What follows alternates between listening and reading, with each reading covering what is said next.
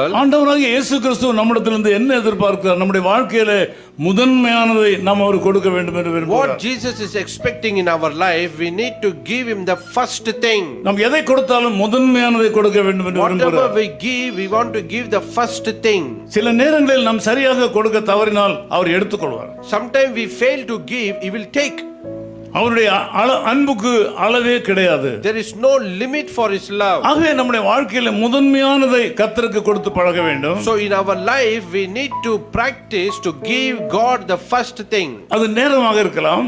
It can be time. நம்முடைய சரீர பலனாக இருக்கலாம். It can be our physical strength. நம்முடைய அறிவாக இருக்கலாம். It can be our wisdom. நம்ம பணமாக இருக்கலாம். It can be our money. நம்முடைய குடும்பமாக இருக்கலாம். It can be our family. எதுவாக இருக்கலாம். It can be anything. என்னை பொறுத்தமட்டில் நான் அரசாங்கத்தில் வேலை செய்யும்போது என்னுடைய உத்தியோகத்தை அதிகமாக நேசித்தேன். According to me, when I was working in government, I loved my job. நான் மிக சந்தோஷமாக என்னுடைய சொந்த வேலையாக நினைத்து அந்த அரசாங்க உத்தியோகத்தை நான் செய்தேன். I worked for government as if it's my own job.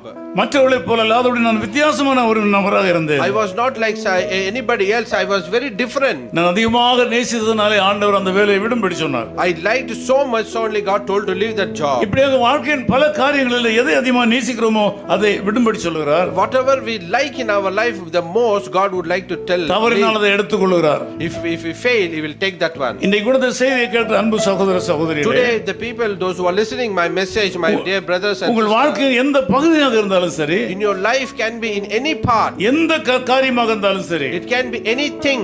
உத்தியோகமாக இருக்கலாம், It can be a job. உங்கள் பொருளாதாரமாக இருக்கலாம், It can be your economy. உங்கள் குடும்பமாக இருக்கலாம், It can be your family. உங்கள் வாழ்க்கையிலே முதன்மையானதை கர்த்தர் எதிர்பார்க்கிறார் என்பதை நீங்கள் அறிந்து கொள்ள வேண்டும். God is expecting the main thing, the first thing in your life. நாம் கொடுத்தால் அதை நமக்கு திருப்பி கொடுப்பார். If we give, he will give it back. ஒரு காலம் அவர் நம்ம ஏமாற்ற மாட்டார். He will never cheat us. இன்னைக்கு உங்கள் வாழ்க்கையில முதன்மையானது எது? Today what is the first thing in your life? நீங்கள் உங்கள் எதிர்காலத்தை அதிகமாக நேசிக்கிறீர்களா? Are you love your future too much? உங்கள் நேரத்தை அதிகமாக நேசிக்கிறீர்களா? Do you love your time too much? உங்கள் குடும்பத்தை அதிகமாக நேசிக்கிறீர்களா? Do you love your family too much? நீங்கள் எதற்கு மிக முக்கியமான முக்கியத்துவத்தை கொடுக்கிறீர்களோ அது ஆண்டவருக்கு வேண்டும் என்ற காலவெளியில ஒரு காரியத்தை சொல்லுகிறார். What you love the most, God needs that one.